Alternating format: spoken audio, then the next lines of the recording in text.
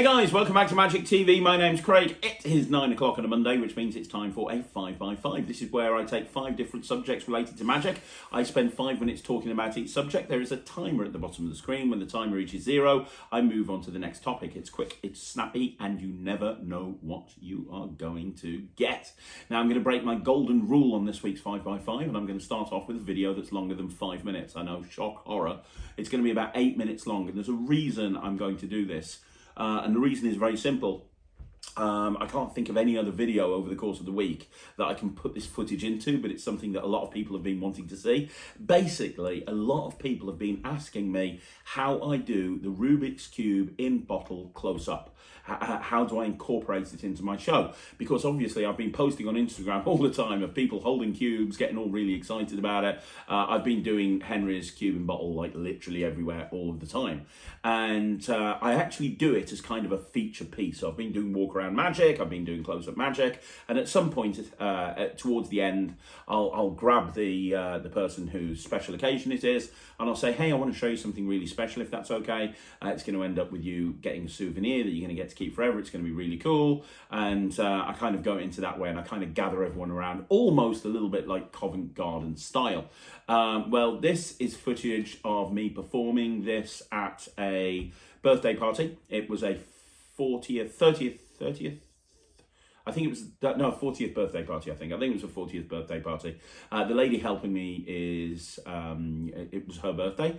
And so I wanted to give her the cube to keep as a souvenir, to say thank you. I think it's the most amazing giveaway ever. And I do a full cube routine. So what I do is I start off with, and you'll see it in the video in a minute, but just to give you some frames of reference, I start off with my cube matching timing force thing that I actually talked about last week on 5x5. Then I do a couple of solves. After I've done a couple of solves, I do a behind the back solve where the spectator solves the cube behind their back. That's the solution by Michael Murray. I talked about that on the best closers of all time video on magic stuff. And then I go into the cube in bottle. And you'll see how I frame this. I don't actually use the main gimmick that you get with the cube and bottle routine. I use that when I do this on stage, but when I'm doing it in a close-up environment, I don't use the gimmick. So if anybody knows cube and bottle, you'll know what I mean. You'll see what I'm doing on this video. So there you go. That's that's just giving you a bit of frame of reference. I'm very sorry that this first segment is going to go over 5 minutes, but it's something that a lot of people have been asking to see. Let's go straight into the first segment. I have a bag. Now guys, I promise you this is the trick you're going to remember forever. I want you to watch very carefully. There's a few things inside this bag. The first thing that's inside there is a glass bottle. We're going to get back to that in a bit. I'm just going to put that over there, right next to the Frazzlers. There we go. The other thing that I have in here, I have 2 things. I have the same thing, but I have 2 of them. Inside here I have something that I'm willing to bet most people have owned one of these before, or you even have one now. Inside this bag I have 2 Rubik's Cubes. Anybody got a Rubik's Cube? Owned one at one point in your life? I have one. Fantastic. Well, anybody here know how to solve a Rubik's Cube? Caitlin can. I did it once. Without taking the stickers off? I didn't take the stickers Wow, off. congratulations, Caitlin. Well, I've got 2 Rubik's Cubes in here. I've been solving Rubik's Cubes for a long time, for about 20 years. And at home I've got a collection of over 200 Rubik's Cubes. There's a technical term for that. It's called sad. 2 cubes. This is the first one. This is the oldest cube I own. My mum and dad got me this cube. This is about 15 years old, something like this. This has not been solved in a very, very long time. Now, everybody here who said they couldn't solve Rubik's Cubes, every single person here could solve the other cube in this bag. And the reason is the other one is brand new. It's not yet being mixed up. I'd just give it you and you'd say, done. So we're going to do something and you get to make all the decisions. 2 cubes, a really old one that's not been sold in a long time, and a brand new one that's yet to be mixed up. Which one should we do the magic with? Brand new one. The brand new one. Okay, so we're going to take the old one out. Hold your hand out like that. I'm just going to put that there. We're going to leave the brand new one inside the bag. I'm going to put it right there, and you don't let anyone near that bag. If anybody comes close and tries to open it, hit them with your stick. So, this is a Rubik's Cube. Guys, there are 47 quintillion million combinations with a Rubik's Cube. The more you mix it up, the harder it is to solve. The world champion solves one of these in about 6 seconds with 2 hands. I'm going to try and go one step further. I'm going to try and solve this in 1 second with 1 hand. Now think about this. If I could solve this cube in 1 second with one hand, would that be good enough to get a big round of applause? Yes. You're going to say go. When you say go, I'm going to solve it in a second. Touch the cube. Anytime you want to, say go. Go. That's a second, right? Lovely. Ah, I had ripples of a golf. Wow. Now, there's a rule in magic: never repeat a trick. Mainly because the first time it's entertainment, the second time it's educational. But I'm going to do it again. Now, like I said, the more you mix up a cube, the harder it is to solve. Like I said, there's 47 quintillion million combinations. Do me a favour, anytime you want to, just say stop. Stop. There. You want to do one more turn? Yeah. Oh, Why you not? do? Thanks. One more, or are you good? Good. You're good, great. Hold your hand out for me again. I'm going to put that right there. 47 quintillion million combinations, that is one combination of the 47 quintillion million. It's impossible to know ahead of time what position that cube would be in. But if I told you I knew exactly what that cube would look like, would you believe me? No. Because the trick I did before this one, I predicted 5 cards that were picked with this tattoo. The thing you need to understand is I've got 2 arms. Oh my god. And there's a tattoo of a Rubik's Cube on this side. And if I just take this, white, red, blue, yellow, yellow, green, green, blue, orange, green, red, white, green, peace. No. Yes. Yeah,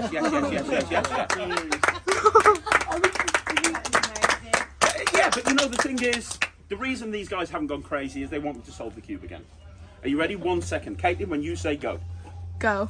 That's still a second, right? You know what? I'll tell you how this works. I can't really tell you how it works, but I'm kind of going to give you a rough idea. Name a colour for me. Blue. Are you sure? Yeah. Okay. Here's the thing. I'm going to do it one more time, but just with the colour blue, okay? Now, here's the thing. When you are trying to solve Rubik's Cube, and Caitlin will tell you this, as she solved one once, you have to understand that the centre points of a Rubik's Cube never move. So in other words, if you want to solve the red side, it has to be there where the red centre is. That cannot be the red side, that would have to be the green side, so the blue side would have to be there. Does that make sense? Yeah. Do you see the blue side? Yeah. Right there. Now you'll see there's 9 squares, the only one that's blue is the middle one, but in order for the blue side to be solved, all these have to be blue. Watch. Slow motion, one hand. I go from 1 blue square to 2 blue squares. I go from 2 blue squares to 4 blue squares. I go from 4 blue squares to 6 blue squares. And one last shake, I get 9 blue squares, which is good until I snap my fingers and then every single colour on the cube goes as well.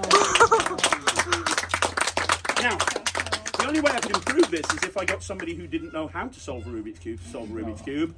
Somebody like you. The nice thing about this is if you get it wrong, it's not me that's got the trick wrong, it's you. So, can you stand right there? Very good. Just face the front, smile, you're in show business right now. Look. I'm going to put this cube behind my back. In a second, I'm going to put it behind your back. Can you see the cube? Yeah. When it goes behind your back, all I want you to do is turn it like this. Okay. Can you see what I'm doing? Yeah. That's exactly what I want you to do. Can you do that for me? Yeah. Now it's already mixed up, she can only make it worse. Put the hands behind the back, very good.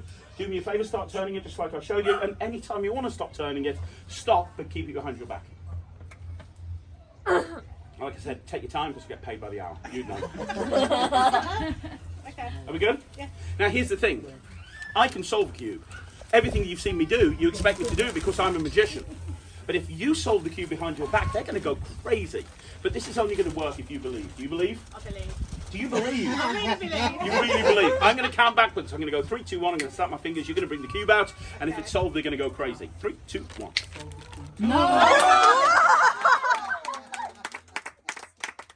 Oh my gosh. But hang on. I promised you a magical souvenir, didn't I? Now, do you remember we left a cube in that bag over there? And no one's gone near it? Nope. You haven't had to No. hit somebody? No. Okay. I'm going to give you a souvenir that you're going to keep forever.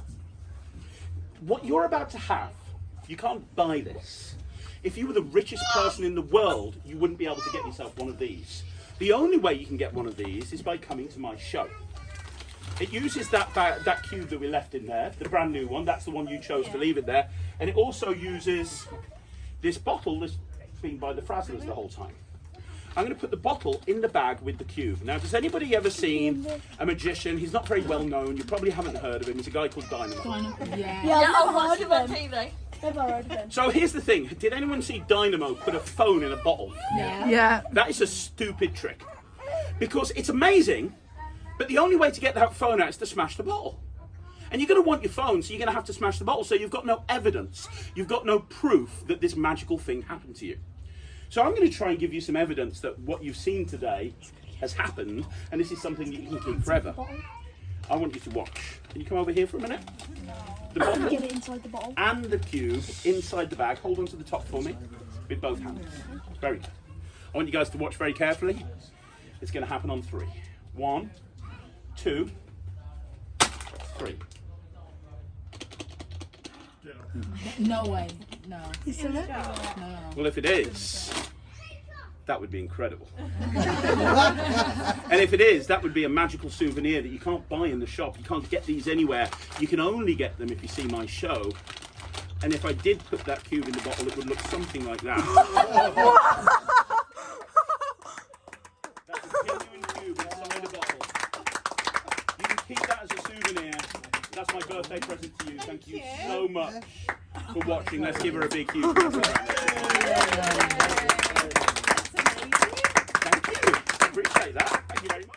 So I'm going to do another deck review now, and I'm going to be looking at the 1914's Providence Deck. A lot of people are talking about this deck of cards, the Providence Deck by 1914.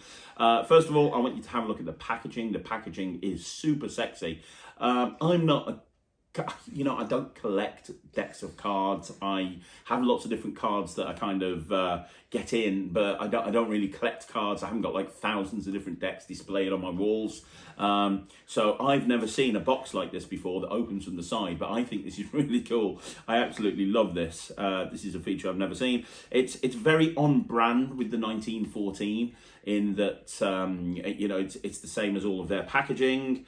Which I thought was really nice. Destino, if you know Destino, designed by Destino. Destino actually created this, produced by the 1914, designed and illustrated by Destino. The gold and the black look really classy. But I think that this isn't like a collectible deck. I see emails coming from places like Vanishing Ink all the time going, hey, get yourself this deck of cards. Only 500 are going to be made. And I don't really like that because that means if I really like that deck of cards at some point, I'm not going to be able to use it again. I believe that the 1914 are constantly going to have these in stock. In fact, I've spoken today about what the possibility is of me getting a couple of bricks of them because, I really like these. And let me explain why I like them. So first of all, the back design is really cool. You've got that kind of logo. That's the 1914 logo. Interesting thing here, if you didn't know, the 1914 logo right there, which you can see. There you go in the center of the pack of cards. The 1914 logo has been made by the 1914 into a pin badge, into like a sort of a lapel pin. And the only way you can get one of those lapel pins is by being a creator that has released a product through the 1914. You can only get one of those pins if you're a creator that's released a product from 1914. Other interesting note, I'm the only creator that's released stuff through the 1914 that is yet to have a pin. Just saying, Jack and D. Anyway, moving on. The backs are not that bit or anything. The backs of the cards are really, really, really, really, really cool. I love that center part. The Joker's really nice as well. Very interesting with the Joker in that, again, it's all based on the 1914 logo. You've got a black and white one and you've got a kind of a gold coloured one, which makes sense. I really like the Ace of Spades. The Ace of Spades stood out for me. Providence playing cards, and you've got that 1914 logo in the middle. And then you've got the cards. I very much like the pips on these cards. They're black. The spades are black, but they've kind of got a gold outline around them, which I thought was really nice. And it's the same with the red pips. The red, but they've got a gold outline around them. The gold is kind of everywhere here. So all of the court cards are gold, as you can see. There's a lot of gold in the court cards. But yeah, I mean, I suppose the most important thing for me, being a working magician, is do they work well? And yes, they do. I'm finding that these are really, really nice. I've done my Pharaoh shuffle chest, and I've discovered that they are beautiful to Pharaoh, as you can see. Immediate Pharaoh, which is good. Everything is just really nice about these cards. They are absolutely a really nice working deck. I've been playing with, I've had a couple of decks of cards. I've been playing with these cards for a while now. They seem a little bit thicker than a bicycle playing card. If they are a bit thicker, actually. They seem a lot thicker than an elite bicycle card as well from Penguin Magic. And as you guys know, if you watch the Q&A, I have been practicing my my strike double and my hit double and my strike. And look at that! I'm bossing this. I'm bossing this. No dodgy breaks for me anymore on YouTube. I'm upskilling myself, which is good. And I found it a lot easier to do a hit double with these cards than I did with a bicycle deck. And I don't know if that's because a bicycle deck is a lot thinner. I don't know if it's because of the thickness of the cards, but I'm finding that hit double is so much easier with the Providence deck. So there you go. They're highly recommended. You can get them from 1914. They look quality, they feel quality. And I think, you know, when you're going out to a gig, I think that laymen can see a difference when it comes to bringing out a box like this. I really do. Maybe I'm wrong, I don't know. Am I going to get these cards ripped up or signed up or do Mercury card folds? Absolutely not. But is this going to be a deck that I'm going to be using to do a lot of card magic with? 100%. I love these cards. You can get them from the 1914. So one thing that I like to do on this channel is I like to bring attention to people, older items that you might not have seen before, and kind of shine a spotlight on them, especially commercial items that work really well. And this is called Baffling Blocks by Eric Leclerc, and this is an amazing trick to carry around with you at gigs, and it works really well. Now, I did this on my Instagram for Magic TV a little while ago, and I couldn't believe the amount of people that went on there going, wow, that's so cool, never seen that before. Even people that like should have known what this trick is. It's a few years old now. It's still available. So, as I say, it's by Eric Leclerc, who's a very clever guy. And what it is it's a paddle routine all based around the concept of Lego. And this is kind of like a little mini, although it's a paddle, it looks like it's kind of a mini holder of Lego. And so you actually get two phases to this routine. In the first phase, you take these little Lego pieces off and you have the spectator put them onto the paddle in whichever order they want to.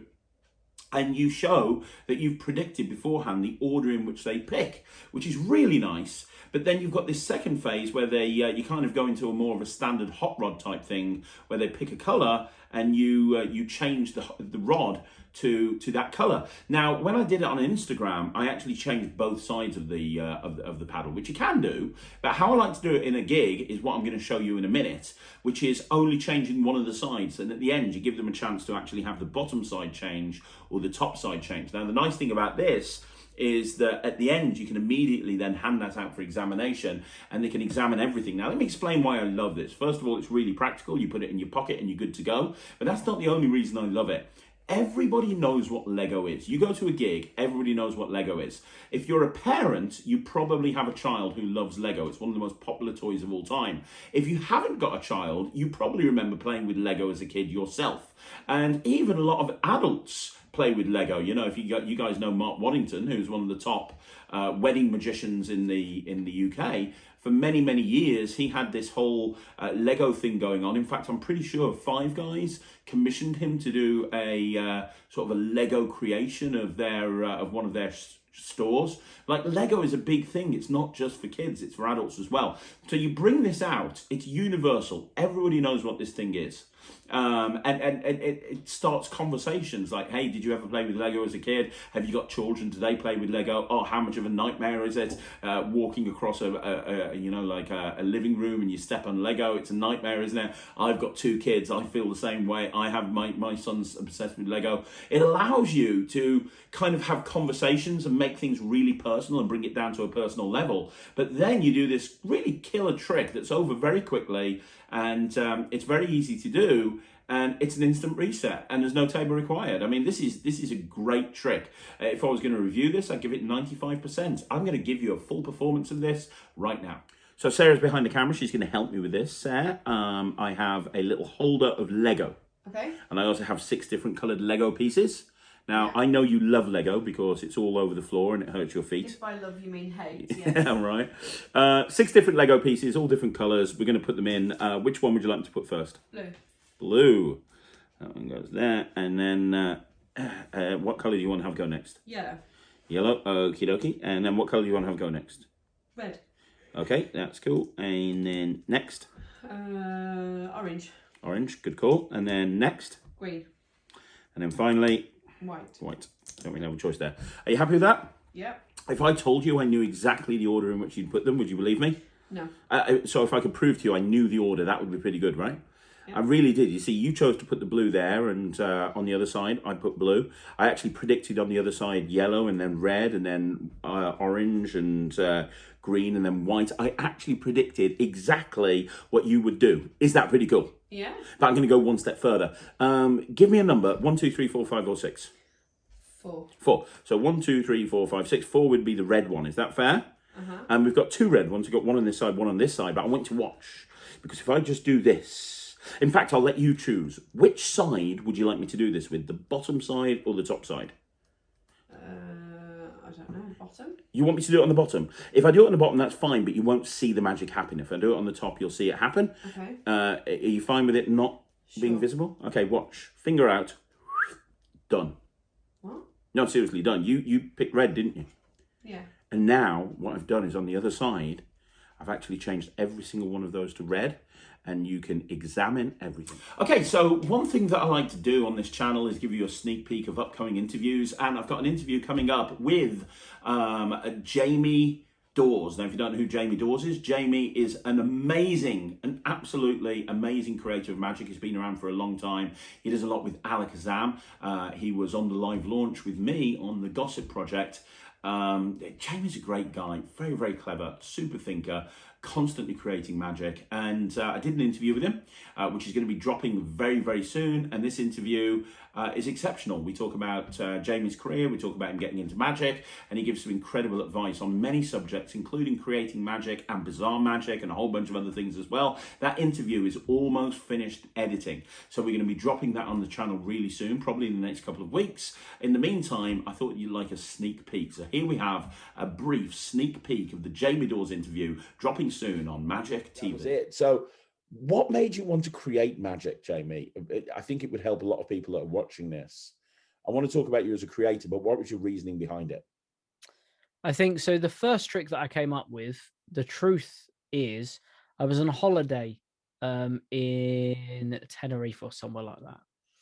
And we were going to this bar, and I was showing card tricks to the bar owner and stuff, and they were loving it. And at the time, I was obsessed with haunted decks because it's one of the most interesting card tricks, I believe, because it's using a prop that's sort of synonymous with magicians and what we do, but using it in a completely different way, like making the deck of cards cut themselves. And I remember I was learning a version of the trick by Mozik. I think it's called Spirit. And it's super, super smart. And then I was looking at another version called Jumpin' Jack Flash, which was brought out by 452 Productions at the time by Stephen Tucker. And both of them were like super cool, like amazing methods. They were great. I loved them. And then I was on holiday and I was like, I really want to show a haunted deck to these people. I think they would love it. And I remember sitting on the beach going, I just don't have the gimmick. The gimmick's in England. I'm here. Like, but I wish I could do it. And I remember sitting down on the sunbed, looking at a card, thinking, there's got to be something that I can do to this card now that does the exact same thing as those gimmicks, but just a card. And it was just a weird eureka moment. I went, well, if I just do that, it does the same thing.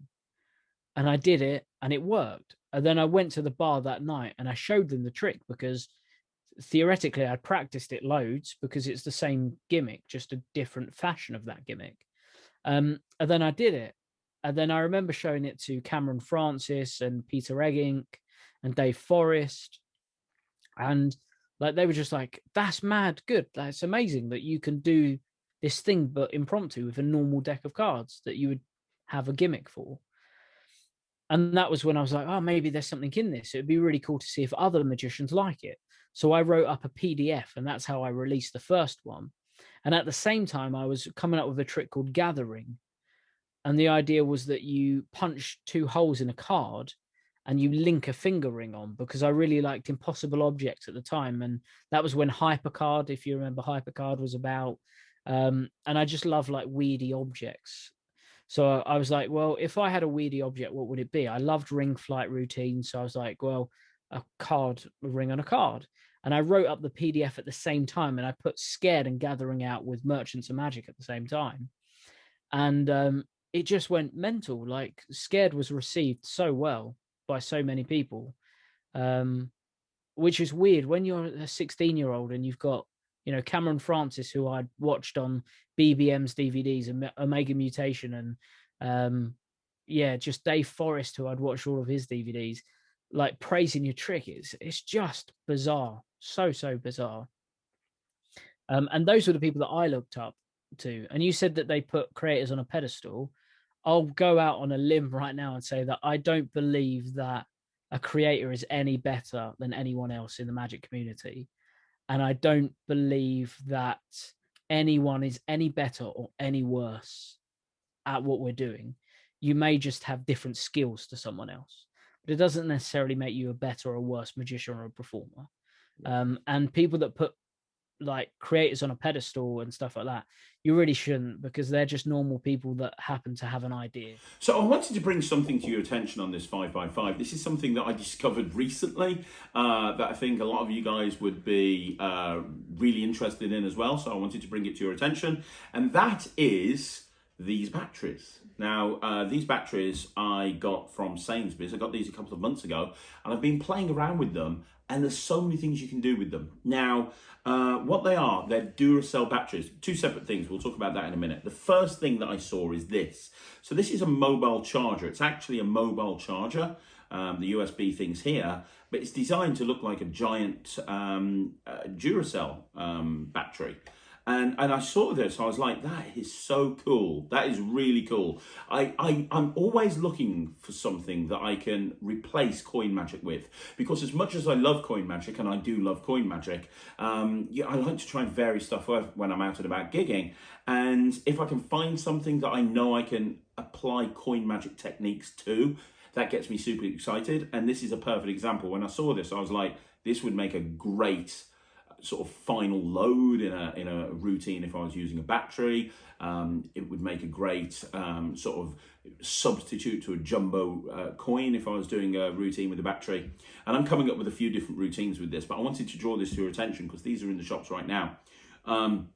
So this is the first thing, and then I was looking at all the different batteries, because an AA battery, a Duracell AA battery, although it's good, it doesn't look like this battery. It does, but it's a bit thinner. I mean, obviously this is a big fat battery, but from a sort of spatial type of point of view, this is an AA battery doesn't look like this would look if it was shrunk down. And then I realized that you can get these batteries. These are kind of short, fat batteries. This is called a CR2 battery.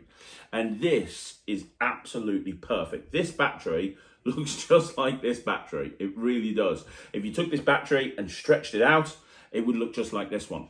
So I've got myself 4 of these CR2 batteries. They come in pairs, and I got myself one of these big batteries. And using that, oh my gosh, there's so many routines you can do with it. So I've been playing, the reason I got 4 is I've been playing around with ideas like 2 in the hand, 1 in the pocket, you know, like Bobo's Gadabout coins.